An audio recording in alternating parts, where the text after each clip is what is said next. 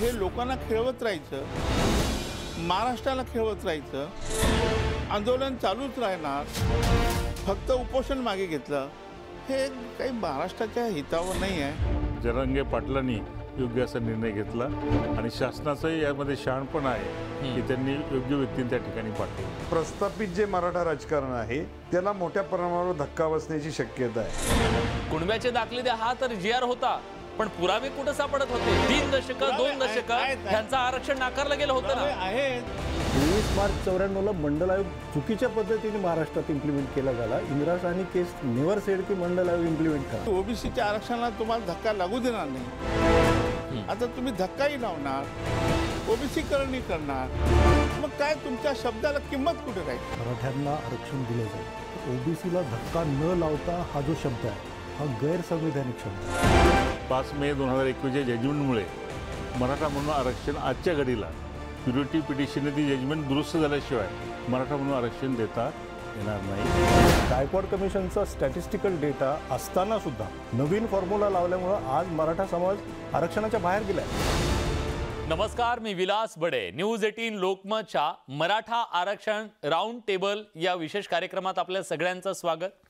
मंडळी, मनोज जरांगे पाटलांचं जे उपोषण होतं ते स्थगित झालंय, पण आंदोलन सुरू राहणार आहे.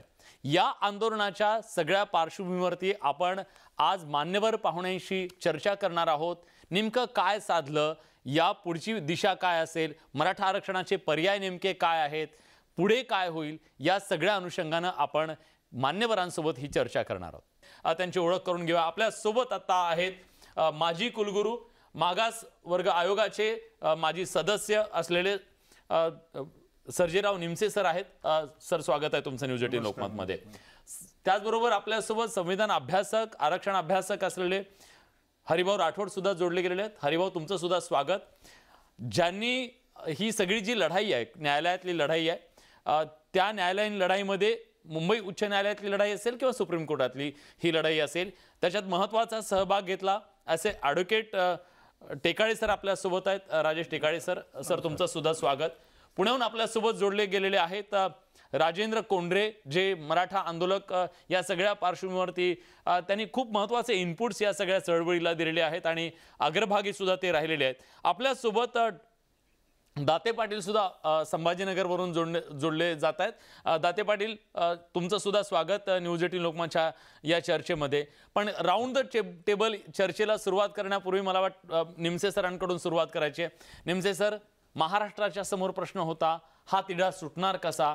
उपोषण पुढे पुढे जात होतं, संवाद थांबला होता, डेडलॉक तयार झाला होता, पण संवाद झाला, चर्चा झाली, मार्ग निघाला, उपोषणावर मार्ग निघाला, स्थगित झालं ते. तुम्हाला असं वाटतं की आज मनोज जरांगे पाटील आणि सरकार ह्या दोघांनी सुद्धा एक डिप्लोमसी यशस्वी झालेली आहे? निश्चितपणे, कारण हे आंदोलन तीव्र होत होतं आणि ते सामाजिक परिणाम पण होत होते. काही ठिकाणी हिंसात्मक घटना घडल्यात, तर निश्चितपणे शासनाने हुशारी शहाणपण दाखवलं आणि सरकारी म्हणजे मंत्री वगैरे यांना प्रावीण्य प्रमुख न करता 2 माजी न्यायाधीश, एक जे आयोगाचे अध्यक्ष गायकवाड साहेब आणि दुसरे दिलीप भोसले, जे उत्तर प्रदेशचे चीफ जस्टिस होते, अशा लोकांना पाठवलं आणि क्युरेटिव्ह पिटिशनची तयारी दिलीप भोसलेंनी केलेली होती. म्हणजे दोन्ही व्यक्ती एक तर हायकोर्ट जजेस होते आणि दोघांचाही डायरेक्टली संबंध मराठा आरक्षणाची एक तटस्थपणा त्याच्यातला असावा, क्रेडिबिलिटी असावी आणि त्यांच्या शब्दाला मान ठेवला जावा, अशा तिन्ही गोष्टी होत्या. सर्वात महत्त्वाचं क्रेडिबिलिटी. ते दोघांच्या जी क्रेडिबिलिटी ती अत्यंत महत्त्वाची आहे. बरोबर. आणि त्या दृष्टीने मला वाटतं जे जरांगे पाटलांनी योग्य असा निर्णय घेतला आणि शासनाचंही यामध्ये शहाणपण आहे की त्यांनी योग्य व्यक्तींना त्या ठिकाणी पाठवलं. नक्कीच एक मार्ग निघाला, तात्पुरता का होईना मार्ग निघाला. तात्पुरता तिढा हा तसा मोठा आहे, तात्पुरत्याला त्याला मोकळीक मिळाली. पण या सगळ्यामध्ये सातत्यानं सांगितलं जात होतं की वेळ देणं गरजेचं आहे. हा वेळ किती गरजेचा होता देणं? वेळ सर्वात महत्त्वाचा, कारण आतापर्यंत इतकं सर्च केल्यानंतर सुद्धा 1.25 कोटी कागदपत्र तपासले, फक्त 11,500 मराठा कुणबी अशा नोंदी सापडल्या. पण अपुरं आहे. पण 11.5 असतील, 15 होतील ते जास्तीत जास्त. परंतु मी असं ऐकलंय की मराठवाड्यात जरा बारकाईने अभ्यास केला तर तहसील प्लेसला किंवा जिल्ह्याच्या ठिकाणी अभिलेख जर तपासले गेले उर्दू आणि इंग्रजीतले, तर कदाचित आणखी नोंदी सापडतील आणि हे याला वेळ लागणार आहे आणि 2 महिने हा मला वाटतं योग्य आहे. फार काळ नाही आहे, पण पुरेसा काळ आहे आणि त्या दृष्टिकोनातनं मला वाटतं हा जो एक प्रकारचा तह झाला की 2 महिने पुढे ढकललं, निश्चितपणे शासन याचा उपयोग करून मोठ्या प्रमाणात ही मागणी जी आहे मराठ्यांची, जी जरांगे पाटलांच्या नेतृत्वाखाली पुढे आली, ती काही प्रमाणात तरी निश्चितपणे रिझॉल्व्ह होईल. हरिभाऊ, या चर्चेच्या नंतर किंवा आज या 2 शिष्टमंडळ भेटली, त्याच्यातून एक गोष्ट स्पष्ट होतीये की पुढच्या काळामध्ये सुद्धा कुणबी प्रमाणपत्र देण्याच्यासाठी त्या नोंदी शोधल्या जातील. ह्या नोंदी काही हजारांमध्ये जातील आणि सरसकटची मागणी तर त्यांची आहेच. आजच्या या सगळ्या घडामोडीच्या नंतर मराठा समाजाचं ओबीसीकरण सुरू झालंय का? माझा थेट सवाल आहे. मी सर्वप्रथम मनोज जरांगे पाटील यांचं अभिनंदन करायला पाहिजे. फार जिगरीचा लढा ते लढलेत. त्याचप्रमाणे माननीय मुख्यमंत्र्याचं पण अभिनंदन करायला पाहिजे. पण माझ्या दृष्टीने जर बघितलं ते लढाई जरी जिंकली असतील तर 10 मध्ये हारले आहेत. माझ्या दृष्टीने हारलेत ते. कसं? 2 महिन्याचा पिरियड काही करायचं, दिवाळी साजरी करायला पाहिजे होती, 8 दिवसाचा पिरियड द्यायला पाहिजे होता. एवढा सगळा पिरियड घेऊनही हाती काही लागणार नसेल तर हे लोकांना खेळवत राहायचं, महाराष्ट्राला खेळवत राहायचं, आंदोलन चालूच राहणार, फक्त उपोषण मागे घेतलं, हे काही महाराष्ट्राच्या हितावर नाही आहे. वेगवेगळ्या चर्चा होतील. जे माननीय मुख्यमंत्री उपमुख्यमंत्र्यांनी सांगितलं होतं की ओबीसीच्या आरक्षणाला तुम्हाला धक्का लागू देणार नाही, आता तुम्ही धक्काही लावणार, ओबीसीकरणही करणार, तर मग काय तुमच्या शब्दाला किंमत कुठे राहिली? ओबीसीकडे काय तुमची किंमत आहे? आणि म्हणून मी एक सांगत होतो की माझी एक इच्छा होती की मराठ्याला आरक्षण मिळालं पाहिजे. मी मराठ्याच्या आरक्षणाच्या बाजूचा आहे, पण अशा पद्धतीचे नाही. सब कॅटेगरायझेशन करून कोणावरही भार पडू नये, ओबीसीला धक्का लागू नये, ही माझी प्रामाणिक इच्छा आजही आहे. जर उद्या हे काही जरी असं असलं तरी सरसकट हे कोणी मान्य करणार नाही, आलं तरी अनेक अडचणी येतील, कोर्टात ते टिकणार नाही आणि त्यामुळे महाराष्ट्रामध्ये नुसतं खेळवत राहायचं आहे असं नाही. माझी प्रामाणिक इच्छा आहे सरकारला की एक चांगला प्रस्ताव आहे आपल्याकडे, आपण निश्चितपणे मराठाला आरक्षण देऊ शकतो, ओबीसीला धक्का लागणार नाही. ठीक आहे. हां, पण तुम्ही नाराज आहात आज ज्या गोष्टी झाल्या त्याच्याबद्दल, तुमचं सबमिशन?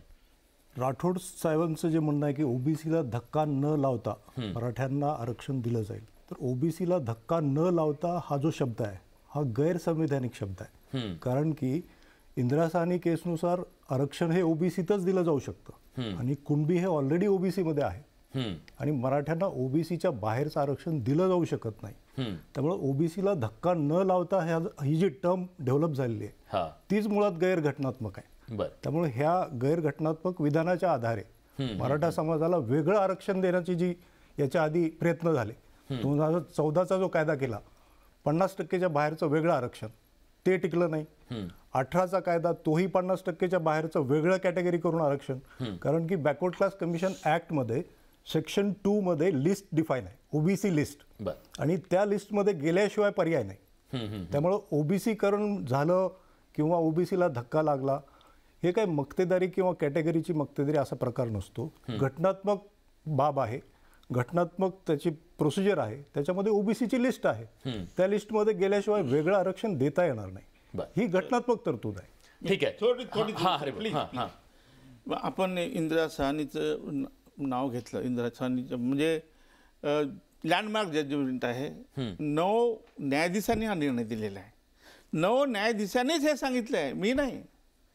92A वाचा तुम्ही घरी जाऊन, त्याच्यात हे म्हटलं आहे की जर एखाद्या राज्य सरकारने ओबीसीचं सब कॅटेगरायझेशन केलं तर that will be the constitutional valid. त्यांनीच उत्तर yes that will be valid. पुढे जाऊन त्यांनी असं म्हटलं की या ओबीसीमध्ये एक वोटर समाज आहे, तो दगड फोडतो, तोही ओबीसीमध्ये आहे, आणि एक सोनार समाज आहे, तोही ओबीसीमध्ये आहे. आता तुम्ही काय करताय, जो नावी आहे, वाडी आहे, खाती आहे, लोहार आहे, कुंभार आहे, गुरव आहे, तोही ओबीसी मध्ये आणताय तुम्ही, मराठाला ओबीसी मध्ये. आजपर्यंत आहेच ना, कुणबी ओबीसीतच आहे ना. नाही, आपल्याला तेच तर करायचं होतं. मला तेच करायचं आहे की या लोकांना जो धक्का लावलेला आहे तो धक्काही काढायचा आहे आणि मराठाला आरक्षण पण द्यायचं आहे. नाही, पण आता याच्यामध्ये जो ओबीसी मध्ये ऑलरेडी कुणबी होता तो ओबीसी मध्ये मोठ्या संख्येने येतोय किंवा त्याचं ओबीसीकरण होते. मी तो शब्द त्याच्यासाठी वापरला. मला राजेंद्र कोंढरे यांच्याकडे जायचंय. राजेंद्र कोंढरेजी, जी लढाई तुम्ही आतापर्यंत लढत होतात, या लढाईमध्ये आजचा हा जो टप्पा आहे त्याच्याकडे तुम्ही कसं पाहता? मराठा समाजाच्या आरक्षणाचा मार्ग तुम्हाला मोकळा होताना दिसतोय की तो अधिक जटिल होताना दिसतोय? प्रथमतः मी मनोज जरांगे पाटील यांचं अभिनंदन करतो की त्यांनी एक निर्णायक टप्प्यावर एक भूमिका घेतलेली आहे आणि मराठवाड्यातल्या कुणबी प्रमाणपत्राच्या अनुषंगाने हा जो लढा सुरू झालेला आहे, खरं तर एक अर्धा मिनिटामध्ये मी सांगतो की हा लढा खरं तर 1 जून 2004 पासून सुरू झाला. पूर्वी कुणबीला आरक्षण होतं, मराठा कुणबीला आरक्षण त्यानंतर झालं आणि ज्यांच्या कास्ट सर्टिफिकेटवर फक्त मराठा आहे अशांचा प्रश्न प्रलंबित होता आणि त्यामध्ये मराठवाड्यातली जास्तीत जास्त प्रमाणपत्र जास्तीत जास्त म्हणजे एका माणसाला मिळालं तर 80 लोकांना मिळू शकतो. तो टप्पा आज आपल्या या ठिकाणी ओपन झालेला आहे. त्याच्यातून एक फार मोठी संधी मराठवाड्यामध्ये निश्चितपणे मिळेल असं मला वाटतं. बरं, पण यातनं जी मागणी सरसकटची आहे ते सरसकट करण्यापेक्षा अशा प्रकारे पुरावे शोधून जे टिकाऊ पण असेल, कारण त्याला चॅलेंज करता येऊ शकत नाही. सर, मी बरोबर बोलतोय? जर समजा वैयक्तिकरित्या इतके पुरावे असतील, वैयक्तिकरित्या असेल तर वैयक्तिक चॅलेंज करावं लागेल प्रत्येकाला. म्हणजे हे टिकाऊ मार्ग दिसतोय तुम्हाला? नाही बघा, मी ह्या विषयामध्ये जवळपास कुणबी प्रमाणपत्रच द्यायचं बंद झालं होतं राज्यामध्ये, तेव्हापासून या विषयात लढतोय आणि ह्या विषयात हायकोर्टामध्ये याचिका पण झाल्या. त्यानंतर जे अडथळे होते कुणबे नाव असे पण आम्ही 2017 मध्ये दुरुस्त केलेले आहेत. आपल्या राज्यामध्ये जात प्रमाणपत्र देण्याचा आणि कास्ट व्हॅलिडिटीचा ऍक्ट आहे जो सर्वोच्च न्यायालयामध्ये माधुरी पाटील वर्सेस ठाणे आदिवासी विकास ह्याच्यामध्ये काही गाईडलाईन्स दिल्या आणि त्याच्याप्रमाणे ते झालं. आता काय होऊ शकतं आपल्याला की नेमका प्रश्न कुठे आहे की डॉक्युमेंटेशन मध्ये त्या गावातली सगळी माहिती आहे, बाबा त्या गावात कुणबी आहे ते आडनावं नाहीत. मग ज्यावेळेस आडनाव नसेल त्यावेळेस तो लिंकअप करण्याचा इश्यू आहे, तो धोरणात्मक पातळीवर घेतला तर बऱ्यापैकी विषय त्याच्यामध्ये सुटू शकतो. परंतु ह्या विषयासाठी जी शिंदे समिती नेमलेली आहे त्यांनी जे काही जात पडताळणीचा 2012चा नियम आहे त्यामध्ये आम्ही 1 ते 12 असे डॉक्युमेंट त्या काळामध्ये 2017 टाकून घेतलेले आहेत. त्याच्यामध्ये ऍडिशन या सगळ्या गोष्टी केल्यानंतर तो निर्णय मराठाच नव्हे, कुणबी नव्हे तर सगळ्या कास्टला तो ऍप्लिकेबल होऊ शकतो आणि त्याच्यातनं अनेकांचे प्रश्न मार्गी लागतील. बरं, दाते पाटील सुद्धा आपल्या सोबत आहेत. मला त्यांना विचारायचं, दाते पाटील जी, ज्या गोष्टीसाठी हा सगळा अट्टाहास सुरू होता, तुम्हाला ती आशा निर्माण झालीये का की आता खऱ्या अर्थानं टिकाऊ आरक्षणाच्या दृष्टीनं मराठा समाज निघालेला आहे?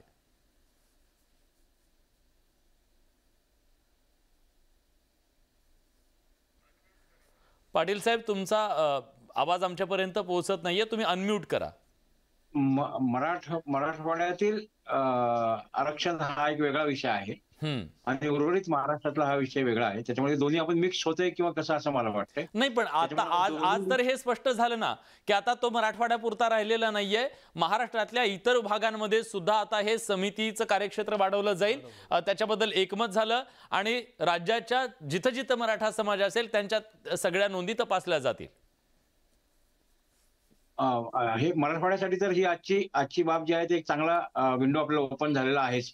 परंतु मला त्याच्यामध्ये हे मला वाटतं की सुप्रीम कोर्टाने जयश्री पाटील विरुद्ध महाराष्ट्र शासन या केसमध्ये जे जजमेंट दिलेलं आहे त्या जजमेंटकडे आपल्याला लक्ष देणं अत्यंत आवश्यक आहे. नाही तर मग हे सगळं एकत्र जर आपण त्याचा जसा विचार केला तर मग शेवटी त्या जजमेंट मधले दिलेल्या गाईडलाईन्सचं काय?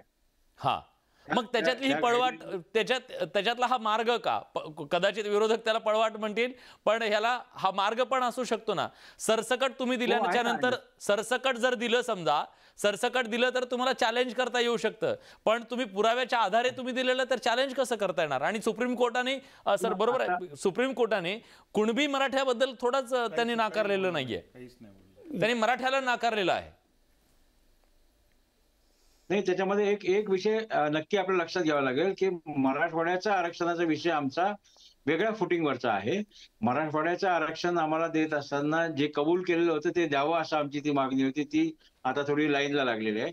पण उर्वरित महाराष्ट्रासाठीचा जो विषय आहे तर आपल्याला अशा पद्धतीने विचार करत असताना सुप्रीम कोर्टाने दिलेल्या डायरेक्शनचा सुद्धा विचार करावा लागणार आहे. सुप्रीम कोर्टाने स्पष्ट सांगितलेलं होतं की तुम्हाला अशा पद्धतीचं काही उर्वरित ठिकाणी करायचं असेल तर तुम्हाला आयोगाची स्थापना करावी लागेल आणि आयोगाची स्थापना झाल्याच्या नंतर आयोगाच्या ज्या काही शिफारसी येतील त्यानंतर तुम्हाला अंतिम निर्णय घेता येईल. बरं ठीक आहे हरिभाऊ. हां नाही, ॲज ऑन टुडे कुणब्याचे दाखले द्या असा GRच आहे ना. नवीन काय केलं आपण? सगळ्यांनाच कुणब्याचं असं कसं म्हणता हरिभाऊ? येस. नाही नाही नाही मला काउंटर करायचं याला. कुणब्याचे दाखले द्या हा तर GR होता, पण पुरावे कुठं सापडत होते? आज हे जे पुरावे सापडले म्हणजे गेली 3 दशकं 2 दशकं त्यांचं आरक्षण नाकारलं गेलं होतं ना. आहेत. आता 2 महिन्यापूर्वीच माझ्या एका मित्रांनी कोल्हापूरला त्याला पुरावा मिळेल, त्याच्या आजोबाच्या याच्यावर होतं कुणबी म्हणून, त्याला मिळालं. ज्यांचे पुरावे असतील, आता हे पुरावे सरकारने स्वतःहून म्हणजे रक्त नाते मला त्याच्यावरच यायचंय. जे लोक आतापर्यंत या लालफिती कारभाराच्या समोर टाचा घासत होते त्यांना ते मिळत नव्हते. सरकार त्याच्याबद्दल अनभिज्ञ होतं की त्यांना द्यायचं नव्हतं किंवा इच्छाशक्ती नव्हती माहित नाही, पण आंदोलनाच्या दबावानंतर सरकार स्वतःहून आता सर्टिफिकेट द्यायला लागलं. ही मोठी बाब नाही का? म्हणूनच म्हणतो की ज्यांचे सर्टिफिकेट असतील त्यांनी स्वतः शोधून आणावे, ते मिळतातच त्यांना. आणि त्याच्या पलीकडे माझं तर असं म्हणणं आहे, माझं म्हणणं तुम्ही पुढच्या सेगमेंटमध्ये घ्या. मी तर माझं म्हणणं आहे सगळ्या मराठ्यांनाच तुम्ही आरक्षण मी त्याच्यावर येणार आहे. हा तुमचं मराठवाड्यामध्ये कुणबी प्रमाणपत्राच्या बाबतीमध्ये जसं आपली महात्मा फुलेंची म्हण आहे, विद्येविना गती गेली, विद्येविना मती गेली, मती विना गती गेली, तशी सरकारची अवस्था झाली होती. सरकारची गती गेली होती. पण जरांगे पाटलांच्या या आंदोलनामुळं सरकारने त्या ठिकाणी 13,000 खापरपंजोबा स्तरावरचे पुरावे आज गोळा केले. त्यामुळं एका कुटुंबातल्या किमान 80 कुटुंबांना त्याचा फायदा होणार आहे. म्हणजे हा मोठा अमाऊंट त्याच्यामध्ये इन्व्हॉल्व होणार आहे. साधारण 2 ते 2.5 लाख लोकांना याच्यामध्ये मराठवाड्यातल्या केवळ जरांगे पाटलांच्या या आंदोलन जर समजा 1 लाख पुरावे मिळाले तर 80 लाख मराठा समाजाला कुणबी प्रमाणपत्र मिळू शकतात. मराठा समाजाची संख्याच आहे 1 कोटीपर्यंत मराठवाड्यामध्ये. याचा अर्थ सरसकट सगळ्यांचा तो प्रश्न सुटणार आहे. मराठवाड्यामध्ये आज जे 13,000 पुरावे सापडलेले आहेत त्या समितीने आज आणखीन जर 4 महिने काम केलं आणि त्याचे जे पुरावे जे आहेत त्याची संख्या जर वाढवली तर याच्यामध्ये बराचसा मराठवाड्यातला मराठा हा कव्हर होणार आहे. बाकीच्या ठिकाणचा मराठा हा कुणबी आहे असं सांगितलं जातं आणि कुणबीचे पुरावे पुणे जिल्ह्यामध्ये सापडतात कारण तिकडे नोंदी आहेत. मराठवाड्याचा प्रश्न वेगळा आहे. मराठवाड्यामध्ये 48ला विनाअट मराठवाडा भारतामध्ये सामील झाला, पण त्यावेळेला निजामाने जे महसुली रेकॉर्ड होतं ते सगळं नष्ट केलेलं होतं. काही ठिकाणी ते उपलब्ध होतं आणि त्यामुळे राज्य सरकार मराठवाड्यामध्ये कुणबी प्रमाणपत्र देतच नव्हतं आणि किंबहुना 1-2 पुरावे सापडत होते पण त्यांनाही नाकारत होतं. पण जरांगे पाटलांच्या या आंदोलनामुळे आज सुमारे 1 ते 2 लाख मुलांना कुणबी प्रमाणपत्र मिळणार आहे. त्यांचं यश आहे असं मी म्हणतो. याला काही अर्थ नाही, याला काही अर्थ कसा अर्थ नाही? कसं नाही सांग. उद्या तुम्ही 100% लोकांना कुणब्याचे देणार आहे आम्हाला माहित आहे, आम्हाला पाहिजे 100%, पण देऊ टाका ना कशाला. आणि त्याच्यामुळे काय होईल आहे का ना, रक्त नाते संबंधाचा एक GR आहे. आमचे राजपूत भामटा घुसले त्या उमुक्त भटक्यामध्ये. मग तू माझा मावशीचा, तू माझ्या आत्याचा, हे जर लोन असं आपण पळत गेलं तर 100% मिळणार आहे तुम्हाला. 13 याच्यानंतर बंद कर. मग जर त्यांच्याकडे पुरावा असेल हरिभाऊ, जर त्यांच्याकडे पुरावा असेल तर तुमचा अधिकार नाही का? अरे देवा, पुरावा आहेतच ना, ते कोण नाही म्हटलं. मी का नाकारलं गेलं हा सवाल आहे. मी चुकीचं बोलतो? नाही, मी सांगतो की मराठा आणि कुणबी एकच आहे. मग तुम्ही कुणबी म्हणून त्यांना कशाला देता? मराठा म्हणूनच आरक्षण द्या ना, का देत नाही तुम्ही? ठीक आहे, मी राजेंद्र कोंडरे यांच्याकडे जातोय.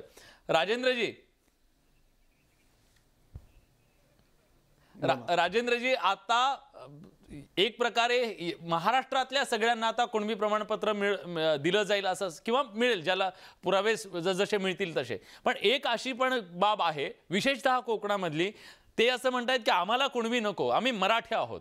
आणि तिथले कुणबी वेगळे आहेत, तिथले मराठे वेगळे आहेत. त्यांचं म्हणणं आहे की आम्हाला ते घ्यायचं नाहीये. तर एक प्रकारे मराठा आरक्षण म्हणून जी टर्म होती ती मराठा आरक्षण ही टर्म आता मागे पडेल का? त्या टर्मचं काय? दोन मुद्दे याच्यामध्ये आहेत. हा, हे पण महाराष्ट्राला सांगतो, याच्यामध्ये फार मोठ्या प्रमाणावर लोकांमध्ये माहितीचा अभावच नसल्यामुळे त्यांची परसेप्शन बदलत आहेत. आपल्याकडे महाराष्ट्राचे जे 3 प्रांत होते, मराठवाडा, मुंबई प्रांत आणि तिकडचा सीपी बेरार. तर आपल्याला माहितीसाठी सांगतो, कोकणातले जे रत्नागिरी जिल्ह्यातले कुणबी आहेत ते मराठा नाहीत. ते मराठा कुणबीशी रक्त नाते संबंध करत नाहीत. पण पश्चिम महाराष्ट्रात कोल्हापूर पासून तर पुणे जिल्ह्यापासून नाशिक डिव्हिजन मध्ये नगर पासून धुळ्यापर्यंत जी कुणबी आहेत ते सर्वच्या सर्व जवळपास मराठा कुणबी आहेत. आता मुद्दा कुठं आहे की विदर्भामधले जे बबनराव तायवाडे आहेत त्यांच्यापासून नागपूरपासून ते गडचिरोली, चंद्रपूर इकडचे जो बेल्ट आहे वर्धा नदीच्या पलीकडचा, ह्यामधले सगळे कुणबी आहेत. हे जवळपास 44 प्रकारचे कुणबी आहेत. एकूण कुणब्यांमध्ये 52 प्रकार आहेत जे आता आपल्याकडं वेबसाईटवर अनेक ठिकाणी उपलब्ध आहेत. आणि मग 3 ते 4 टर्म्स मधले जे मराठा कुणबी आहेत त्यांचे नातेसंबंध होतात. आता मराठवाड्याचा विषय काय आहे की ह्या तिन्ही स्टेट्समध्ये मराठवाड्यामध्ये जातीच्या नोंदी लिहिताना कुणबी मोडी लिपीत लिहिल्यात, फारसीमध्ये लिहिल्यात, उर्दूमध्ये लिहिल्यात, अशा वेगवेगळ्या आहेत. काही ठिकाणी जातीच्या नोंदी नाहीत, आडनावं आहे नाही आहेत, पण तिथं जे काही रेव्हेन्यू रेकॉर्ड आहे हे जर डिजिटाईज झालं तर ते डिजिटाईज रेकॉर्ड हे फक्त एका समाजाला फायदेशीर नाही, सगळ्यांना होणार आहे. त्यामुळं ह्या आंदोलनाचा परिणाम काय आहे की जे आम्ही 2017 साली जे अडथळे दूर केले त्यामध्ये 3,76,000 लोकांना कुणबी सर्टिफिकेट मिळाले. त्यापैकी जवळपास 3 लाखच्या वरती कुटुंब ही मराठा होती. म्हणजे 70 ते 80 लाख ऑलरेडी ओबीसी मध्ये मिळतात आणि ते नगर जिल्हा सगळीकडे आजही मिळतात. त्यात काही नवीन नाहीये. आता जो विंडो अडकलेली होती विदर्भ मराठवाड्याची ती विंडो, ह्याच्यातनं डॉक्युमेंट जे 40 वर्षात शोधलेच गेले नव्हते ते आज शोधले गेलेत. आणि ते शोधण्याचं काम हे फक्त 2 महिन्याचं नाही, तुम्हाला जसे जसे पुरावे मिळतील तसं तसं जास्तीत जास्त लोकांना त्याचं प्रमाणपत्र मिळेल आणि ते ओबीसीच्या 19% कॅपमध्ये जाऊन बसतील. बरं, माझा प्रश्न कदाचित त्याचं उत्तर तुम्ही टाळलं की दिलं नाही किंवा राहून गेलं मला माहित नाही. माझा मुद्दा आहे, असाही एक समाज आहे जो म्हणतो आम्ही मराठा आहोत पण आम्हाला आरक्षण हवंय. मग त्यांचं तुम्ही काय करणार आहात? बरोबर. मी येतो सर तुमच्याकडे. मला 2 मतप्रवाह मराठा समाजामध्ये नक्की आहेत, ज्यामध्ये कोकणामधला जो मराठा समाज आहे तो कधीच कुणबी नव्हता आणि त्यांच्या कास्ट सर्टिफिकेटवर आजही पूर्वीपासून मराठा आहे. तसंच पश्चिम महाराष्ट्रात, विदर्भामध्ये सुद्धा अशी परिस्थिती, विदर्भातले 20% लोकांच्या नोंदी मराठाच आहेत. पश्चिम महाराष्ट्रात सुद्धा अनेक असे बेल्ट आहेत की तिथे नोंदी मराठा आहेत. त्यामुळं त्या लोकांचं कुणबी कन्व्हर्शन, त्याच्यासाठी पुराव्याची जी काही यादी आहे त्या यादीमध्ये ते घ्यावं लागेल. आता हे ऑप्शनल आहे. जर एखाद्याला कुणबी प्रमाणपत्र काढायचे असेल तर त्या सगळ्या टर्म्स पाळून त्याला ते मिळेल. हे सगळ्या जातींना एकच नियम आहे असं फारसं नाही. फार मुसलमानांच्या बाबतीत थोडासा रिलॅक्सेशन दिले काहीच्या ह्याच्यात, पण त्या टर्म्स पाळायला लागतील. पण ज्याला घ्यायचं नाही आणि ज्यांचं उत्पन्न 8 लाखाच्या वरती आहे त्यांना त्याचा उपयोग नाही. फक्त राजकारणामध्ये ज्यांना ग्रामपंचायत लढवायची, पंचायत समिती, त्याला फक्त त्याचा उपयोग होईल.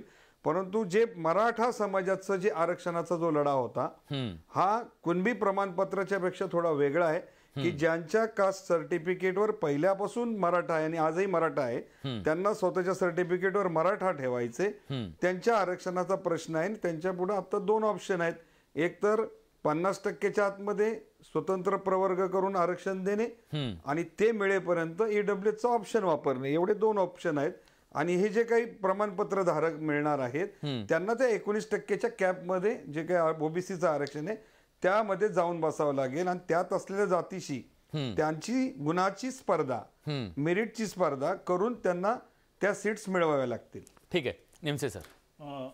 प्रथम आपण जे ओबीसीकरण म्हटलं त्याबद्दल मी बोलतो.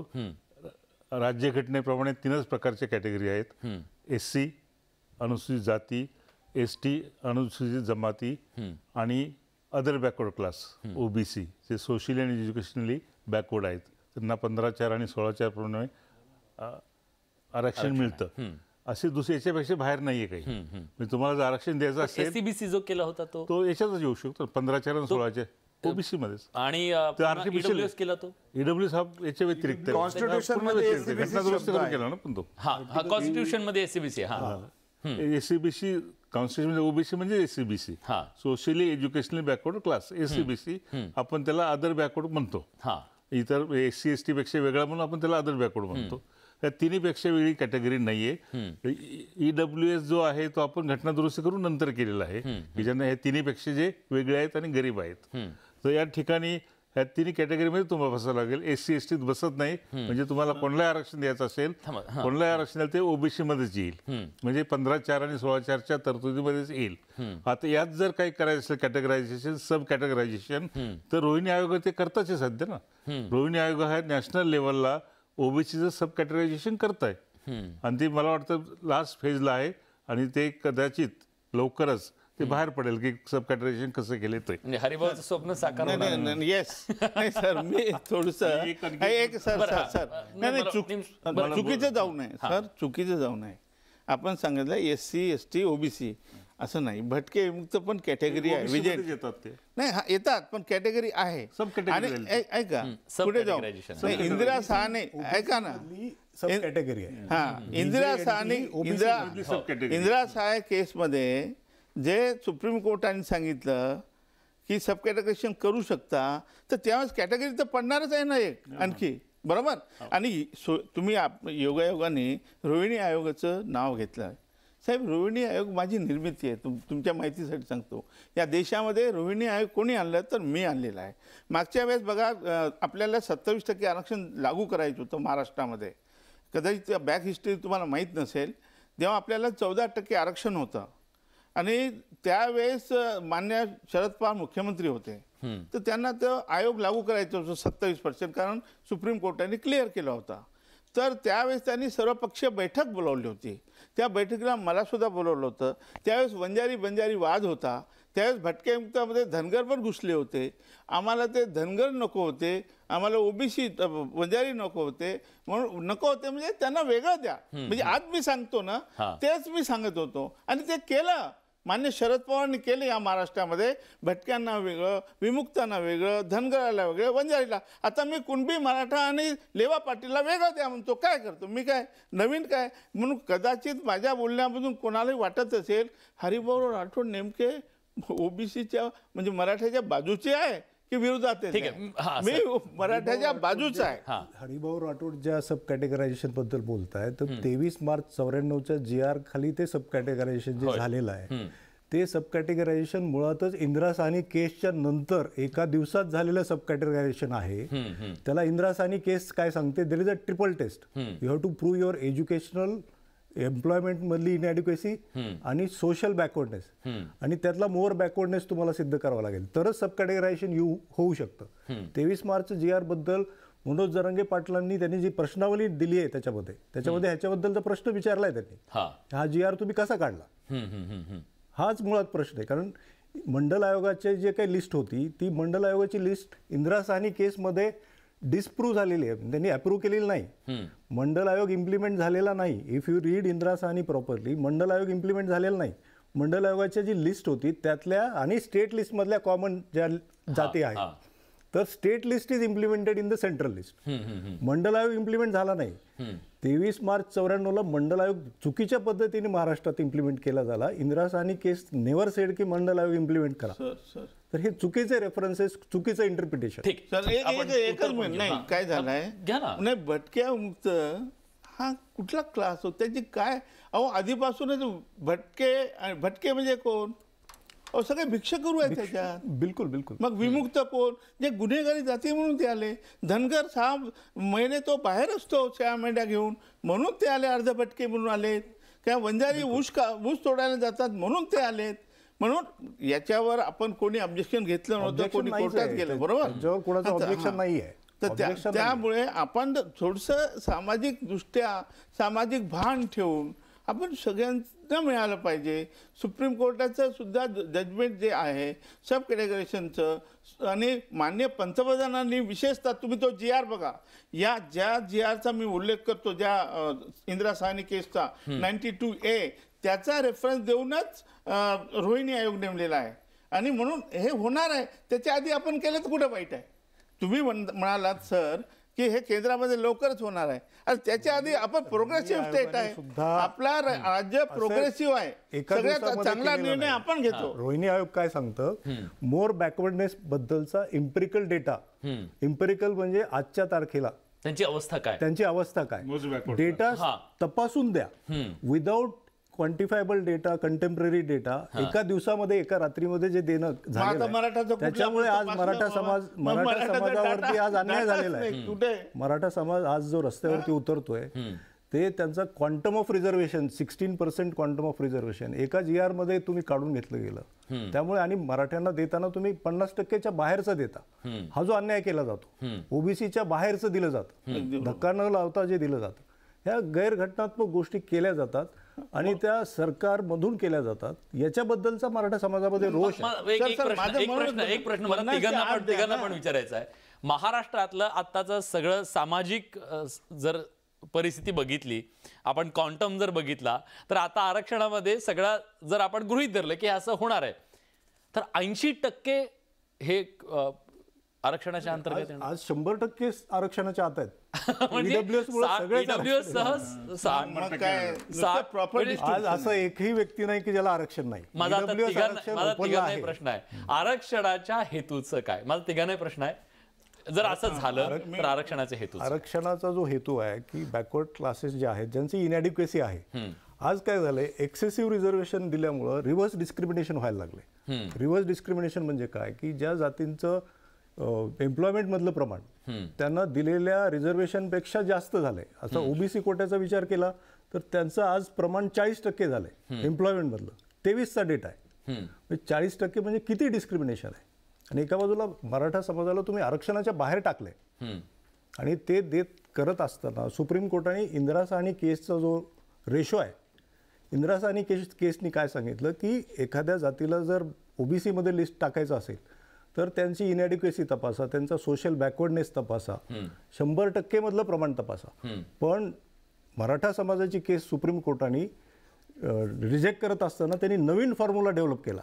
त्यांनी ओपन मधलं प्रमाण तपासलं, जे इंदिरा साहनींनी नाही सांगितलं. इंदिरा साहनी 9 जजेसचे बेंच 48 मधून त्यांनी 48 मधून घेतलं. सो टोटली न्यू फॉर्म्युला त्यांनी डेव्हलप केला. So that is the ratio which is laid down by the Indira Sahni was not followed by Jayashri judgement. त्याच्यामुळं मराठा समाजाचा बॅकवर्डनेस त्याच्यावर क्वेश्चन आज तयार झालेला आहे किंवा त्यांची इनएड्युकेसी आहे का, सोशल एज्युकेशनल, याच्यामध्ये सुप्रीम कोर्टाने जो नवीन फॉर्म्युला काढलाय की बाबा त्यांचं 48 मधलं प्रमाण मोजा. 48 मधलं प्रमाण मोजताना साहजिकच ते दुप्पट होणार आहे. म्हणजे गायकवाड कमिशनचा स्टॅटिस्टिकल डेटा असताना सुद्धा नवीन फॉर्म्युला लावल्यामुळं आज मराठा समाज आरक्षणाच्या बाहेर गेलाय. हे वास्तव आहे. सर, हे चुकलं होतं. मी तुम्हाला विचारतो. नाही, ते इंटरप्रिटेशन चुकीच झालंय मॅथमॅटिकली. मी मॅथमॅटिशियन आहे. त्यांनी 48% मध्ये 16% मिळालं. जर 100% जर असतं तर 32% किंवा 33% झालं असतं. हे फक्त इक्वेशन मांडलं. सर, पण इतके तज्ञ वकील असताना सांगतो तुम्हाला. याचा आता तुम्ही वेगळ्या अर्थाने पहा, दुसऱ्या अँगलने विचार करा. एकूण लोकसंख्या 32% मराठ्यांची, ते 52% येत नाही. म्हणजे 48% मध्ये इफेक्टिव्ह ते 64-65% होतात. 48% मध्ये मराठा किती येतात? 65%. एकूण 32% 52 मध्ये नाहीत. म्हणजे 48 मध्ये येतात ते 32%. 48 मध्ये 32% म्हणजे 65% झाले. 65% 16%च मिळतं. उलट गणित मांडलं तर 16%च मिळतं का फार कमी मिळतं. ते इनएड्युकेट मिळतं. मे 21च्या निर्णयानंतर मराठा समाजाच्या आरक्षणाच्या आशा टोटली संपलेल्या होत्या. पण मनोज जरांगे पाटलांच्या आंदोलनामुळं आज त्यांनी महाराष्ट्र पूर्ण कव्हर केलेला आहे. आजच्या त्यांच्या आंदोलन त्यांनी जरी पाठीमागे घेतलं असलं तरी त्याच्यामध्ये महाराष्ट्रातल्या मराठ्यांचा त्यांनी विचार केलाय. सुरुवात त्यांनी मराठवाड्यातनं केली, पण आज महाराष्ट्रातल्या मराठा नाव सांगणाऱ्या लोकांच्या आरक्षणाच्या आशा पल्लवित झालेल्या आहेत. कारण आज सरकारची आता गती वाढलेली आहे. पण ह्याच्या सरकारचंही खूप मोठं योगदान म्हणावं. पहिल्यांदा सरकारने खूप पॉझिटिव्ह ॲटिट्यूडनी याच्याकडे पाहिलेलं आहे. मी पाहिलं की मराठा आरक्षणाचा निर्णय ज्या वेळेला 11 नोव्हेंबरला मराठा आरक्षणाला स्थगिती दिली गेली, पण एमपीएससीच्या परीक्षेमध्ये 2000 मुलांना सिलेक्शन झालं होतं SC-BC कॅटेगरीमधून. अशा मुलांना सुप्रीम कोर्टाने रिजेक्ट केलं तरी सुद्धा माननीय मुख्यमंत्र्यांनी त्यांना आज नोकरीमध्ये घेतलं. हे माननीय मुख्यमंत्र्यांचं मोठं काम आहे. कारण सुप्रीम कोर्टानं रिजेक्ट केलेलं असताना सुद्धा त्यांनी ते केलं. ही त्यांनी जी हिंमत दाखवली की MPSC मधून प्रॉपर प्रोसिजर फॉलो करून सिलेक्ट झालेली मुलं, आज एक एक मुलगा डेप्युटी कलेक्टर आहे. आज हे मुख्यमंत्र्यांमुळे शक्य झालंय. ते सरकारचा इश्यू आहे. तुम्हाला पटतं हे? मुख्यमंत्र्यांनी, मला वाटतं महाराष्ट्राच्या इतिहासात कधी असं घडलेलं नसेल की छत्रपती शिवाजी महाराजांची शपथ घेऊन मी तुम्हाला सांगतोय असं ते त्यांचं म्हणणं असेल किंवा त्यांची कृती असेल या सगळ्या संदर्भात. या दरम्यानच्या काळामध्ये मला संधी मिळेल 2-3 वेळा मुख्यमंत्र्यांची चर्चा करण्याची. माझं जे इम्प्रेशन आहे की एकनाथजी शिंदे हे पूर्णपणे सकारात्मक होते आणि आहेत. ही चांगली गोष्ट आहे. म्हणूनच ते स्वतःहून त्या गावी गेले आणि आज त्यांनी न्यायाधीशांना पाठवलं आणि पार्शली काही प्रमाणात हा प्रश्न सोडवण्याच्या पावलं टाकलेली आहेत. आता तुमचा एक मुद्दा तुम्ही मांडला होता की मराठा म्हणून आरक्षण नको, पण मराठा म्हणूनच आरक्षण पाहिजे, कुणबी म्हणून नको. आता हे समजून सांगायला पाहिजे त्या वर्गाला, मराठा म्हणून आरक्षण पाहिजे असेल. गायकवाड आयोगाने जे मी सदस्य होतो, आम्ही मराठा म्हणूनच आरक्षण दिलं होतं. ते वरचं का पुढचा तो भाग नंतरचा, मराठा म्हणूनच आरक्षण दिलं होतं. आणि ते 15-4 आणि 16-4 म्हणजे ओबीसी नाव जरी वेगळं दिलं तर ओबीसी अंतर्गतच येत होतं ते आणि एक्स्ट्रा होतं. परंतु ज्यावेळेस आता 5 मे 2021 जजमेंटमुळे मराठा म्हणून आरक्षण आजच्या घडीला क्युरिटी पिटिशनने ती जजमेंट दुरुस्त झाल्याशिवाय मराठा म्हणून आरक्षण देता येणार नाही आजच्या घडीला. तर मग त्यांना जर आरक्षण पाहिजे असेल तर त्यांना कुणबी म्हणूनच दरवाजा उघडा आहे. आणि दुसरं महत्त्वाचं म्हणजे आपण एक म्हणलं की आरक्षण हेतू काय. खरं म्हणजे आपण जर 30 नोव्हेंबर 1948चं घटना समितीसमोरचं आंबेडकरांचं भाषण जे वाचलं तुम्ही, त्या ठिकाणी त्यांनी ह्या तरतुदी ज्या आरक्षणाच्या त्या डिफेंड केल्या होत्या.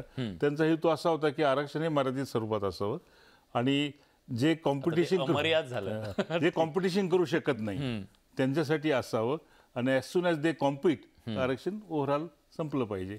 पण असं नाही झालं सर, उलट मागणी वाढत गेली. आजची घडी त्यांनी त्याचं म्हटलं होतं ना की जर वाढत मागणी केली, त्यांनी म्हणले मला माहिती आहे लोकशाहीत मागणी वाढत जाणार. आणि एक त्यांचं वाक्य आहे, माझं नाहीये, जर अशी वाढत गेली 70% गेलं तर सर्व समाज हा आळशी होऊन जाईल, कॉम्पिटिटिव्हनेसच थांबेल. आपल्याला कॉम्पिटेटिव्ह सोसायटी निर्माण करायची, लेझी सोसायटी निर्माण करायची नाहीये, हे आंबेडकर स्वतः म्हटलेले आहेत. अशा पार्श्वभूमीवर आज जर तुम्ही MPSCचे गेले 2-3 वर्षाचे रिझल्ट पाहिले, MPSC हा इंडिकेटर चांगला आहे कारण ते सर्वात नोकऱ्याचं प्रमाण त्यात कळतं आपल्याला. आणि MPSC 2-3 वर्ष निकाल पाहिले, साधारणतः 75 ते 80% या जागा राखीव जातात. तर आपण याचा विचार करावा. मी लगेच म्हणतो हे बंद करावं, याचा विचार करायची गरज आहे. यांच्यात कॉम्पिटेटिव्हनेस आला का नाही, आणि आला असेल तर आपण घटनेच्या तरतुदीप्रमाणे त्यावर विचार केला पाहिजे. एक महत्त्वाचं आहे. आणि कॉम्पिटेटिव्हनेस येताना इंदिरा साहनीपासून सरसकट पुढच्या सर्व निकालामध्ये असं म्हटलेलं आहे, इतिहासात अनेक अन्याय झाले असतील, सगळ्या गोष्टी खऱ्या आहेत, पण कोणताही निर्णय घेताना आरक्षणाबद्दलचा कॉन्टेम्पररी क्वांटिटेटिव्ह डेटाच पाहिला पाहिजे. आणि त्यामुळे कधी आपल्या आरक्षणाबद्दल बोलायचं असेल तर आजच्या घडीचा संख्यात्मक जो डेटा आहे, आकडेवारी आहे, त्याच्या विचारच आपण निर्णय घेतला पाहिजे असं मला वाटतं. आरक्षणाची गरज का, तुम्ही मगाशी प्रश्न विचारला त्याच्याबद्दल मला असं मांडायचं आहे की 18 मे 1959 त्यावेळेला आर्थिक आधारावरती महाराष्ट्रातल्या सगळ्यांना यशवंतराव चव्हाणांनी एज्युकेशनल मधलं आरक्षण दिलं होतं. पण ते आरक्षण EBC सवलत ज्याला आपण म्हणतो, 800-900 पगार असलेल्या 80% समाजाला ही आरक्षणाची सवलत महाराष्ट्रात लागू होती. इंदिरा साहनी केस नंतर इंदिरा साहनींनी सांगितलं की आर्थिक आधारावर देता येणार नाही. 92 मध्ये हे आरक्षण एज्युकेशन मधलं काढून घेतलं गेलं. त्याचा थेट परिणाम असा झाला की मुलांच्या फीस ज्या होत्या त्या इमिडिएटली वाढल्या, भरमसाठ वाढल्या. आणि TMA पैचं एक जजमेंट आहे 1995 मध्ये त्याचा निर्णय आला. त्या TMAच्या पेच्या जजमेंटनुसार प्रायव्हेट एज्युकेशनल इन्स्टिट्यूटला त्यांच्या फीस ठरवण्याचे अधिकार मिळाले. त्याच्यामुळं मेडिकल आणि इंजिनिअरिंगची फीस भरमसाठ वाढली. त्याचबरोबर समाजामध्ये आज कुटुंबाचं विभक्तीकरण झाल्यामुळे शेतकरी कुटुंबातली जी मुलं आहेत आज त्यांची कुठलीही फीस भरण्याची पात्रताच नाहीये. त्याच्यामुळं आज आपण जरी म्हणत असलो की आरक्षणाची गरज काय, तर मुख्य गरज आहे ग्रामीण भागातल्या लोकांची आरक्षणाची गरज याच्यासाठी आहे, शिक्षणासाठी. कारण ते बघतात की ग्रामीण भागामध्ये आज या मुलाची फीस किती आहे आणि माझ्या मुलाची फीस किती आहे, तर सरळ त्या ज्याची फीस जास्त आहे त्याला शेती विकावी लागते, इथपर्यंत आज अवस्था झाली. नक्की. आपल्याला जे मोठ्या प्रमाणात आज पाठिंबा मिळाला जरांगे पाटलांना, निश्चितपणे त्यांचा प्रामाणिकपणा आणि निर्धार हे गुण कारणीभूत आहेच, पण त्याचबरोबर ग्रामीण भागात सर्वच महाराष्ट्रात विशेषतः मराठवाड्यात ही तीव्र जाणीव आहे, अस्वस्थता आहे, रोष आहे. त्यातले अनेक कारण आहेत. ॲडमिशनमधलं आरक्षण असेल, नोकऱ्यातलं असेल, पण त्यापेक्षाही एक हिडन रिझन असं आहे जे आता ॲडव्होकेटने सांगितलं की एखाद्या पर्टिक्युलर कोर्सची फी 1.5 लाख असते. ती ओबीसी करता ते 75,000 असते, SC ST करता ते 2-3 हजारावर येते. तर अनेकदा मराठा समाजाचा मुलगा काय म्हणतो, मला खूप मार्क आहेत आणि माझ्यापेक्षा खूप कमी मार्क असणारे ॲडमिशन मिळते, तिथपर्यंत त्याचा रोष नाही आहे. त्याला फक्त 2-3 हजारच फी आहे, मला 1.5 लाख मिळते, मी ॲडमिशन घेऊ शकत नाही. कदाचित त्याची जिला 2-3 हजार फी आहे त्याची आर्थिक परिस्थिती खूप चांगली असते आणि त्याला कमी मार्क असूनही ॲडमिशन मिळते, मला जास्त मार्क असूनही मला जास्त फी आहे. तर मला किंमत त्याच्याबद्दल त्यांना राग नाही. पण माझं एक म्हणणं आहे सर, ह्याच्याबद्दल माझं एक म्हणणं आहे आणि मला सगळ्यांना ते विचारायचं आहे. आर्थिक निकषावर ज्या गरीब आहेत, उच्चवर्णीय असतील पण त्यांची आर्थिक परिस्थिती कमकुवत आहे, अशा लोकांसाठी, अशा घटकांसाठी EWS आरक्षण आलं. मराठा समाजाला EWS आरक्षण आपलं का वाटत नाही? नाही, हा गैरसमज आहे. मराठा समाजात मोठ्या प्रमाणात EWS मध्ये येतो. मागच्या आठवड्यातच राज्य शासनाने एक आकडेवारी प्रसिद्ध केली. माझा व्यक्तिगत अनुभव आहे. मी अनेक ठिकाणी गव्हर्नमेंट मेडिकल कॉलेज, इंजिनिअरिंग कॉलेजमध्ये चौकशी केली. साधारणतः 70 ते 80% EWS मध्ये मराठा असतात. मग ही जर परिस्थिती आहे, EWS इतका मोठ्या प्रमाणात लाभ मिळतोय, आम्ही जेव्हा जेव्हा चर्चा करतो सर किंवा लोकांशी बोलतो, EWSचं नाव जरी काढलं तर ते डायरेक्ट विरोध होतो त्याला की EWS बद्दल बोलायचं नाही. कारण आहे त्याला कारण हे आहे की ज्या वेळेला फीसच्या सवलतीचा तुम्ही विचार करता, आज कुठलीही ॲडव्हर्टाईज काढून बघा तुम्ही, SC ST समाजाची जी फीसची सवलत आहे ती जास्त आहे, त्याच्यानंतर OBCची आहे आणि त्याच्यानंतर EWSची आहे. हे डिस्क्रिमिनेशन सरकारने निर्माण केलेलं आहे. EWS नाकारतात लोक, त्याचं मुख्य कारण आहे EWSला फीस जास्त भरावी लागते. ती फीसची सवलत जर सरकारने वाढवली, सुसूत्रता जर आणली, याच्यामध्ये डिस्क्रिमिनेशन जर कमी केलं, तर हे कसं आहे, ग्रामीण भागामध्ये 4 मुलं एकत्र आहेत पण ते केवळ या फीसच्या वेगवेगळ्या याच्यामुळे त्यांच्यातली जातीची चर्चा निर्माण होते किंवा दरी वाढत जाते. नाही, आता जर तुम्ही सरसकट कुणब्याचे दाखले घेतले तर तुम्ही EWS मधून सुद्धा आउट होणार. तुम्हाला कुठलंही एक आरक्षण मिळेल, एक तर सामाजिक आरक्षण मिळेल किंवा EWS आरक्षण. आता दोन्हीकडे क्लेम करता येणार नाही. आता सध्या मिळत होता आतापर्यंत त्याच्यावर पाणी सोडावं लागेल. मी राजेंद्र कोंढरेने विचारतो ना. राजेंद्र कोंढरेजी, जो डेटा आता सरकारने दिला, EWSचा खूप मोठा लाभ मराठा समाजाला मिळत होता.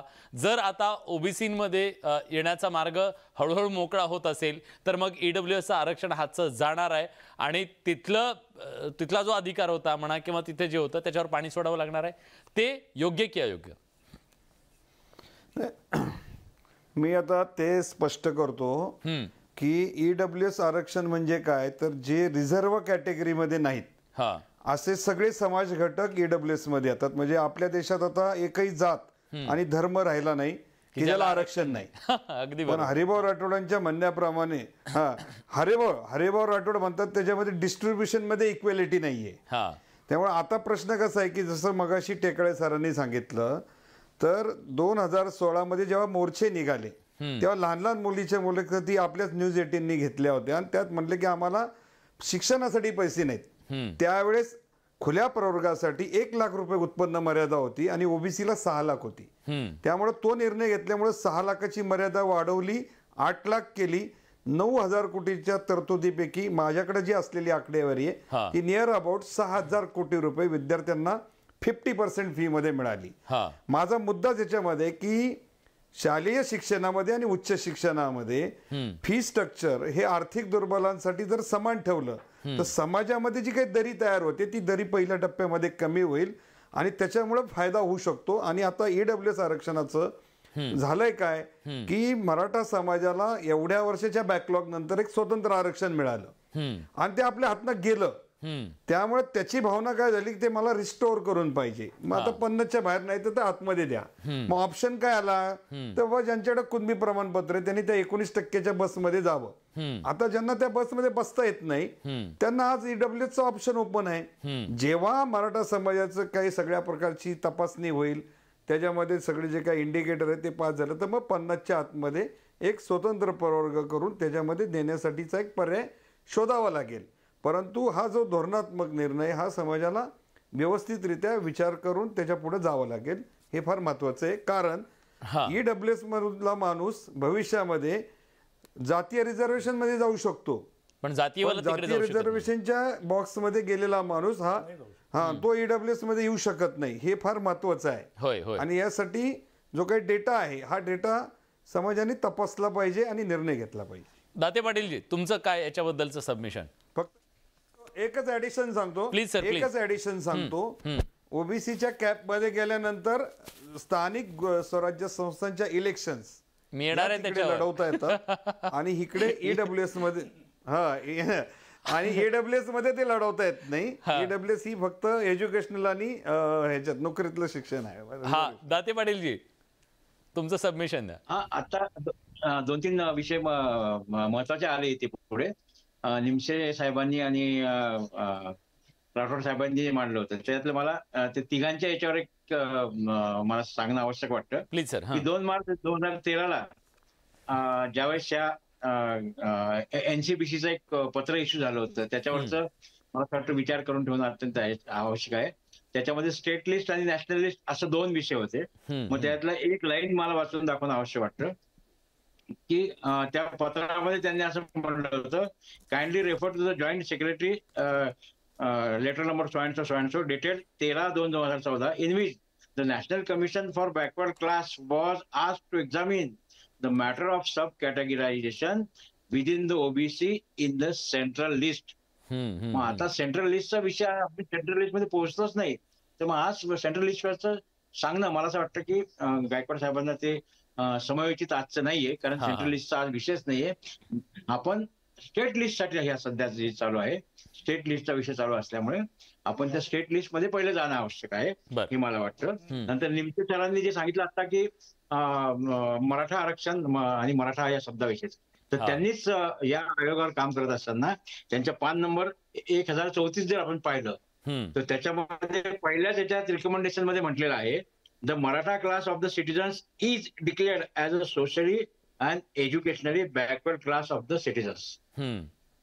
म्हणून मराठवाड्यामधला आमचा जो वर्ग आहे तो ऑलरेडी आता आम्ही त्या ओबीसी कॅटेगरीमध्ये म्हणजे 3ऱ्या SCBC कॅटेगरीमध्ये ऑलरेडी जात आहोत. राहिलेला महाराष्ट्रातला जो वर्ग आहे दुसरा, तर त्याच्यासाठीचं सुद्धा प्रोव्हिजन पूर्ण राज्य शासनाला द्यावं असं वाटतं. म्हणून मग हा क्युरेटिव्ह पिटिशनचा जो मार्ग आहे तो त्यांनी स्वीकारलेला आहे आणि त्या माध्यमातून आपण पुढे जाण्याचा प्रयत्न करत आहोत.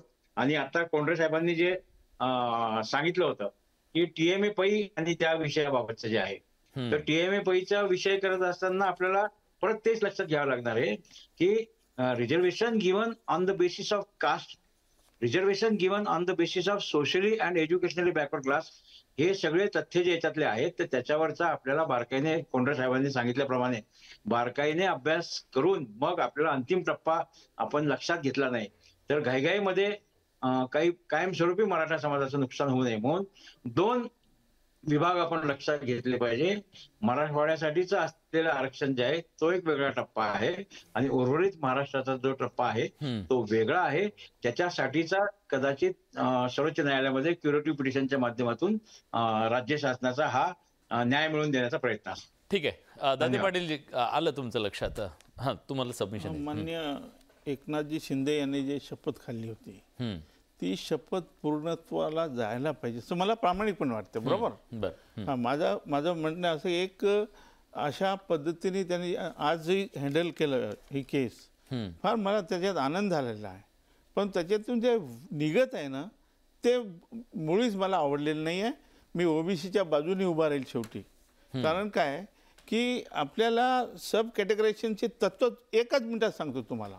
1902 मध्ये साहेब जेव्हा छत्रपती शाहू महाराजांनी आरक्षण दिलं होतं 50% सगळे, तर त्यावेळेस खूप विरोध झाला. तर मग आता कसं समजवायचं म्हणून त्यांनी बोलवलं, जे विरोधक होते त्यांना बोलवलं आणि घोड्याच्या पागामध्ये घेऊन गेले आणि 2 घोड्यासमोर एका टोपलीमध्ये 2 किलो चणे खायला दिले.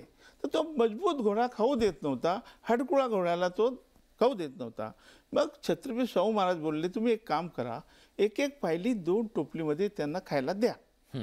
त्यांनी आरामशीर खाल्लं साहेब. हेच आरक्षण आहे.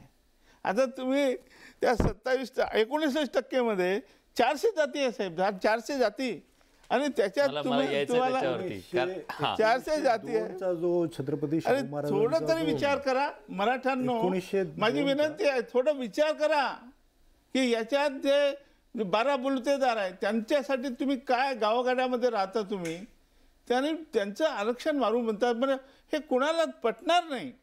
आणि माझी विनंती आहे आपण चांगलं काढूया, आपल्याला आरक्षण द्यायचं आहे, मराठा समाजाला मिळू शकते आणि आम्ही आनंदाने देऊ तुम्हाला. राठोड बरं, ठीक आहे. हां. 1902चा जो GR आहे, जो नोटिफिकेशन आहे शाहू महाराजांचा, त्यांचा पहिला नोटिफिकेशन हे सांगतो की ब्राह्मण आणि पारशी आणि आणखीन 2-3 जाती त्यांनी पुढे शेनवी यांना वगळून बाकी सगळे यांना आरक्षण. म्हणजे त्यांनी जी कॅटेगरायझेशन केलं तर ओबीसी मध्येच मराठे आले ना. आता राठोड साहेब काय म्हणतात की ओबीसीला धक्का नाही लावायचा. 2च्या GR मध्ये ओबीसी मध्ये नाही, होते नाही, मराठे. त्यांचं आणि त्यांचं काय म्हणणं आहे? त्यांचं काय म्हणणं आहे तेही सांगतो. दुसरं एक क्रांती त्यांचं म्हणणं आहे, 12 बलुतेदार जे आहेत, त्याच्यावरती जे 12 बलुतेदार आहेत आता, त्यांची अवस्था आपल्या सगळ्यांना माहिती आहे. त्यांच्यासोबत कॉम्पिटिशन उद्या मराठा समाजाची होणार तेच आहे. मी सांगतोय. हा, शाहू महाराजांचा दुसरा जो पॅरेग्राफ आहे त्याच्यामध्ये डिपार्टमेंटमध्ये 50% पर्यंत जोपर्यंत रिप्रेझेंटेशन येत नाही तोपर्यंत रिझर्वेशन लागू करा. म्हणजे आर्टिकल 16(4) इनएडिक्वेसी ते शाहू महाराजांच्या दुसऱ्या पॅरेग्राफ मध्ये आलेली आहे आणि 50%ची लिमिट त्यांनी दिलेली आहे. मग जिथे 32% समाज आज 40% वरती गेलाय, 50%च्या पुढे गेलाय सर. म्हणजे शाहू महाराजांच्या GR नुसार जरी पाहिलं तरी, आणि मराठा समाज हा आरक्षणाच्या बाहेर ठेवला गेलाय जो पात्र आहे तरी सुद्धा. पण तर मग ते आता discrimination मुद्दा होतं. वेगळा आहे माझा, तुम्हाला विचारायचं आता त्याच्याबद्दल. ज्या राजकीय आरक्षणामध्ये समाज 50%च्या कितीतरी पुढे आहे, तिथेही आम्हाला आरक्षण हवं आहे, त्याचं काय? आणि माझा सवाल आहे, जिथं ज्या समाजाची 2 घर गावात असतील त्या समाजाचा कधी ना कधीतरी सरपंच, ग्रामपंचायत सदस्य हे होत होता. जर ओबीसी मध्ये मराठा समाजाला त्याच्या राजकीय अस्तित्व ते संपलेलं असेल का? जिल्हा परिषद, पंचायत समिती सगळीकडे बोलू ना आपण सगळ्या. EWS आणि ओबीसी यामधला कॉन्फ्लिक्ट आहे. मराठा समाजाला EWS मध्ये चांगलं प्रतिनिधित्व मिळतं. हे जरी खरं असेल तर थोडासा बारकावा फरक आहे त्यामध्ये. बरं, please. नंबर 1 की EWS सर्टिफिकेट प्रत्येक वर्षी घ्यायला लागतं. ओबीसी मध्ये वन्स यू हा शिक्का भेटला की ओबीसी तुम्ही आज बॅकवर्ड आहात, परत सर्टिफिकेट उत्पन्नाचं घ्यावं लागतं I think. दरवर्षी किंवा कास्ट सर्टिफिकेट पण घ्यावं लागतं ना. उत्पन्न त्या त्या कोर्सला दरवर्षी घ्यावं लागतं, अन्यथा त्याला ते सवलत पुढच्या वर्षी मिळत नाही. हा एक बारीक फरक झाला. आणि दुसरं तुम्ही आत्ता म्हटल्याप्रमाणे EWS मुळे तुम्हाला राजकारणातलं आरक्षण मिळत नाही. म्हणून हे दोन्ही गोष्टीमुळे तितकंसं ते पॉप्युलर नाहीये. मग राजकीय आरक्षण सर किती महत्वाची गोष्ट आहे ही. ज्या समाजाला, ज्या छोट्या छोट्या जाती 18 पगड, ह्या 12 बलुतेदार आपण ज्यांना म्हणतो, त्यांच्या राजकीय आशा आकांक्षा ह्या राजकीय आरक्षणामुळे कुठंतरी त्यांना संधी मिळत होती. कारण मराठा समाज हा खूप राजकीय बलाढ्य समाज आहे संख्येच्या दृष्टीनं. आणि ह्या संख्येच्या दृष्टीनं ज्या 2, मी समाजाची नावं घेणार नाही, 2-4 घरं असतील ज्यांची कधीतरी 20-25 वर्षात त्यांना संधी मिळायची, ती संधी संपलेली असेल. नाही, ही संपलेली नाहीये संधी. राजकीय आरक्षण हा घटनात्मक अधिकाराचा भाग आहे आणि त्याच्यामध्ये 27% आरक्षण जे आहे ओबीसी समाजाला राजकीय आरक्षण ते दिलेलं आहे. फक्त सुप्रीम कोर्टमध्ये त्यांचा मुद्दा काय होता की क्वांटिफायबल डेटा इनएडिक्वेसी न तपासता, ट्रिपल टेस्ट जी लावलेली आहे ती न तपासता सरसकट जे राजकीय आरक्षण दिलं गेलं होतं ते सुप्रीम कोर्टाने रद्द केलं होतं. पण त्याच्यानंतर लोकसंख्येच्या बाबतीमध्ये जो डेटा आहे तो गोळा करून किती लोकसंख्या आहे नेमकी त्याच्याबद्दलची जे काही संभ्रम असतील तो क्वेश्चन ओपन ठेवून सुप्रीम कोर्टाने आरक्षण लागू केलेलं आहे राजकीय क्षेत्रातलं. पण मला ते एक विचारायचं आहे, समाजाने स्वतःहून सोडून द्यायला पाहिजे. नाही स्वतःहून सोडून द्यायचं सोडून द्या, पण इम्पेरिकल डेटा मागितला सुप्रीम कोर्टानं, मग इम्पेरिकल डेटामध्ये मराठा समाज बसेल का? कारण मराठा समाजाचा तो डेटा येईल ना, त्यांनी किती राजकीय स्थान आहे ते. मराठा समाज ॲज अ वेगळी कॅटेगरी म्हणून राजकीय आरक्षणाची मागणीच नाहीये किंवा 18 मध्ये सुद्धा ती नव्हती. 18 मध्ये पॉलिटिकल रिझर्वेशनची मागणीच नव्हती. 18 मध्ये आम्ही रिकमेंड जे केलंय त्यामध्ये राजकीय आरक्षण वगळलेलं आहे. आमच्या 18 मध्येच होतं. गायकवाड आयोगाने जे केलंय ना ते फक्त नोकरीत आणि शिक्षणात आहे, राजकीय नाही. नाही पण आता हे नोट करा. ओबीसी मध्ये आल्यानंतर हे ऑन रेकॉर्ड आहे, असेंब्लीने पास केलं, हा. कायद्यामध्ये स्पष्ट म्हटलेलं हा. आहे, जो 19चा कायदा आहे तो ना. पण आता कुणब्यांना तर आरक्षण आहेच मग ना. तो वेगळा. तसं सब कॅटेगरेशन चांगलं, फार चांगली गोष्ट आहे. मला ते घाबरत होते. राजेंद्र कोंडेजींना विचार आहे. राजेंद्र कोंडेजी, राजकीय आरक्षणाबद्दल जेव्हा मी विचारलं तेव्हा तुम्ही हसला होतात. तुम्हाला माहिती आहे की ह्याचे किती उलतापालत होऊ शकते महाराष्ट्राच्या राजकारणामध्ये, कारण कोणी बोलत नव्हतं. विशेषतः न्यूज चॅनलच्या चर्चांमध्ये सुद्धा या प्रश्नाबद्दल थोडं दबकून असायचे सगळेजण. पण महाराष्ट्राच्या ग्रामीण भागामध्ये खरी ओबीसींची जी दुखणं होतं ते हेच होतं की आपलं राजकीय अस्तित्व संपणार आहे मराठा समाज ओबीसीमध्ये आल्यानंतर. त्याचं तुम्ही काय करणार आहात त्या अस्वस्थतेचं, की ओबीसींची एक मोठी वोट बँक होणार आहे. आयोगाच्या सदस्यांनी सांगितलंय, रिकमेंडेशन आहे. नाही हा थांबा. नाही, हरिभाऊ राठोडांच्या एका मताशी मी नेहमी सहमत असतो हा की मायक्रो ओबीसी जे आहेत, जे अगदी परीट असतील, कुंभार असतील, हे छोट्या असे जवळपास 45 जातींचं एक संमेलन आम्ही घेतलं होतं आणि त्यांनी मराठा आरक्षणाला 50%च्या आतमध्ये पाठिंबाही दिला होता. मूळ विषय काय की 351 जाती ओबीसी मध्ये आहेत आणि त्याच्या सबकास्ट याची जर तुम्ही हे काढली ती 680 आहे. पण 680तल्या जवळ 100-150 जाती काही सापडतच नाहीत, त्या कुठेच माहित नाही. पण अशा काही जाती आहेत की त्यांना राजकीय पटलावर एक अस्तित्व तयार होत होतं. त्याच्यामध्ये थोडीशी कुचंबना याच्यातनं निमित्तानं होईल. परंतु मराठवाड्यामध्ये काय झालं होतं की मराठवाड्यामध्ये मराठा समाजाचं पॉप्युलेशन 46% आहे आणि ओबीसीचा 11 ते 15%च्या आसपास आहे. त्यामुळं त्या ज्या जागा होत्या ग्रामपंचायतच्या, जिल्हा परिषदच्या, पंचायत समितीच्या, तिथं मराठा समाजाला कुणबी प्रमाणपत्र नसल्यामुळे संधी नव्हती. आता उलट काय होणार आहे की ह्याच्यामुळे ती संधी मिळेल.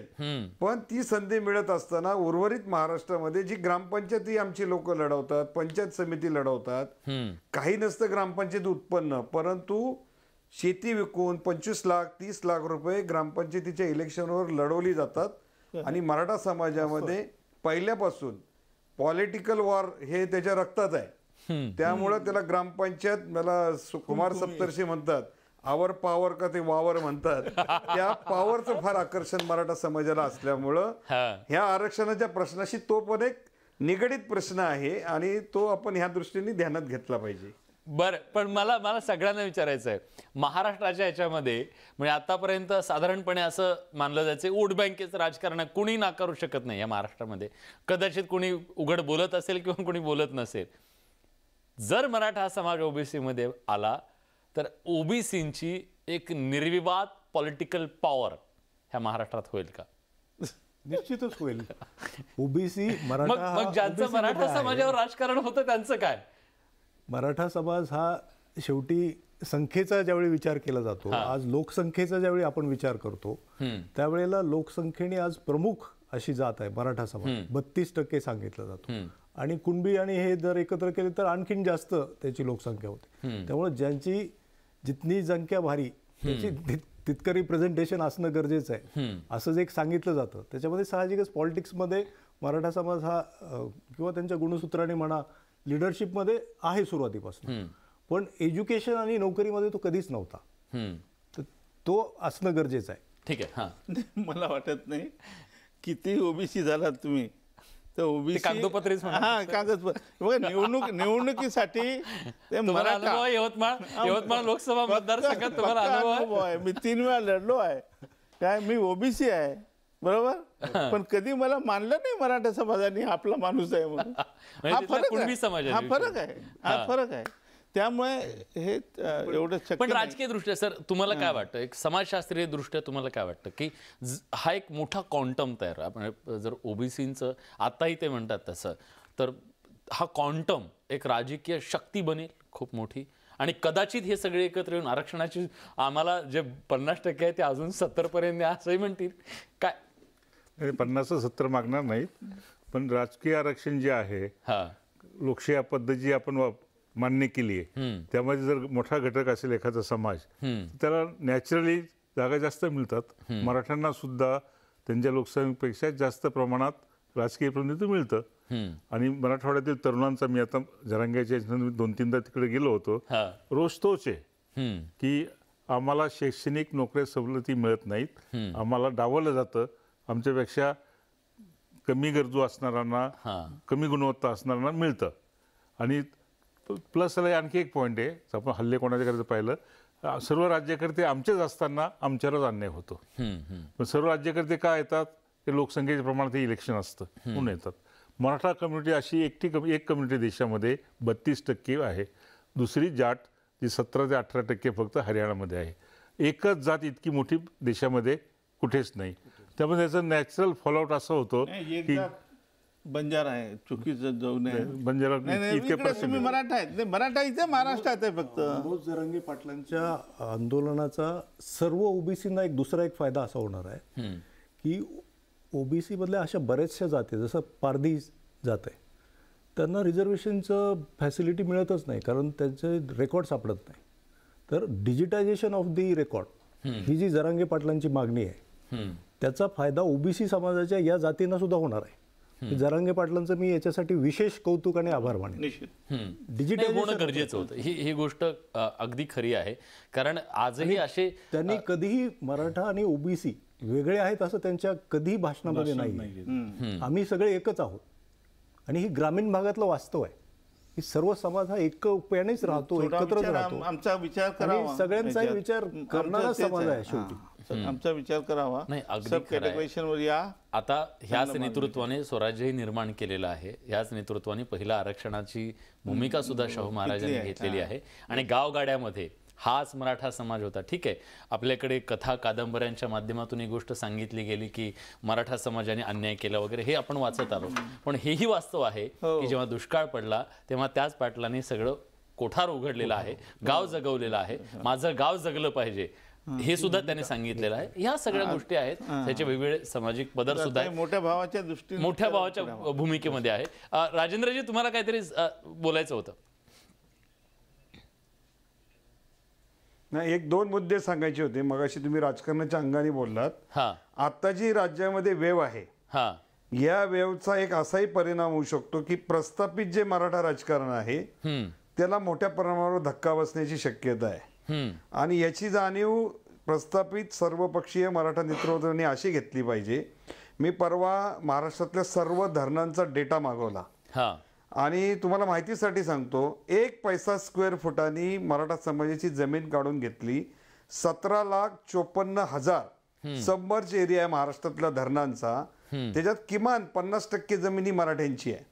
आणि मग महाराष्ट्राचा विकास धरणांच्या पाण्यावर झाला आणि देशात प्रगतीपथावर महाराष्ट्र 1 नंबरला ह्या शेतकऱ्यांच्या जीवावर गेलाय. त्याच्या पदरात काय पडलं तर 1 पैसा म्हणजे उजनी धरणाला 1,500 रुपये स्क्वेअर एकर, सोलापूर हायवे 400 रुपये एकरांनी घेतलाय. आणि सगळ्यात शेवटचं 1998चं उदाहरण सांगतो तुम्हाला. भोर बसलं नीरा देवघर धरणामध्ये 12,000 रुपये एकरांनी जमीन घेतली गेलेली. मग आमचं म्हणणं आहे की राज्याला अर्ध वीज पुरवणारं कोयना पार पाण्यात गेले, सगळी मराठा गावात त्याच्यात गेली. त्यामुळं मराठा रिझर्वेशनकडे बघताना जो लँडलेस मराठा होत गेलेला आहे त्या प्रश्नांकडे राजकर्त्यांनी लक्ष देऊन विशेषतः मराठवाड्याकडे त्याचा औद्योगिक विकास, शैक्षणिक विकास, भौगोलिक विकास करण्याच्या बरोबर निश्चित म्हणून मी माझ्या भाषणात बडे सर गेल्या 5 वर्षापासून हेच मांडतोय की जातीच्या प्रश्नांबरोबर जातीच्या संघटनांनी आर्थिक प्रश्नांना सुद्धा हात घातला. अगदी बरोबर. आणि मराठवाडा हा सर्वार्थाने बॅकलॉग आहे. मराठवाडा बॅकलॉग आहे आणि तो बॅकलॉग भरून काढायचा असेल तर मोठ्या प्रमाणावर इंडस्ट्रियलायझेशन तिथं गेलं पाहिजे. चांगला शिक्षणाच्या सुविधा, रस्ते, पाणी, रेल्वे, विमानं हे जेव्हा जाईल तेव्हा पैशाचं रुलिंग सुरू होईल, लोकांना पैसा हातात येईल. आणि हे जोपर्यंत होणार नाही तोपर्यंत भावनिक मुद्द्यांवर आम्हाला समाजाला पुढे नेता येणार नाही. ही सगळ्या महाराष्ट्राची गरज आहे आणि ती मराठवाड्याची विशेष आहे. निश्चितच. आणि कदाचित जर पाणी मराठवाड्याला योग्य मिळालं असतं आतापर्यंत तर मराठवाड्यात ही आग सुद्धा, तिची धग सुद्धा कदाचित जाणवली नसती. ठीक आहे, पुढच्या काळामध्ये जर हा प्रश्न निकाली निघाला आणि मराठा समाजाला न्याय मिळाला, त्यांना जे हवंय आरक्षण समजा, त्या आरक्षणाचा प्रश्न जर सुटला तर प्रश्न अनेकांचा हाही आहे की या मुद्द्यावरून गेली अनेक वर्ष ज्यांनी राजकारण केलं त्यांचं पुढे काय. कदाचित त्यांच्यासाठी एक वेगळा मुद्दा येऊ शकेल.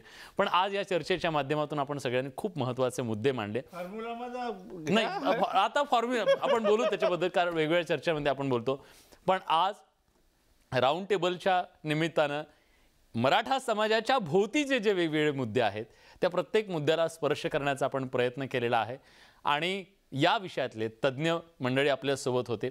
सर, मी न्यूज 18 लोकमतच्या वतीनं आपल्या सगळ्यांचे मनापासून आभार व्यक्त करतो.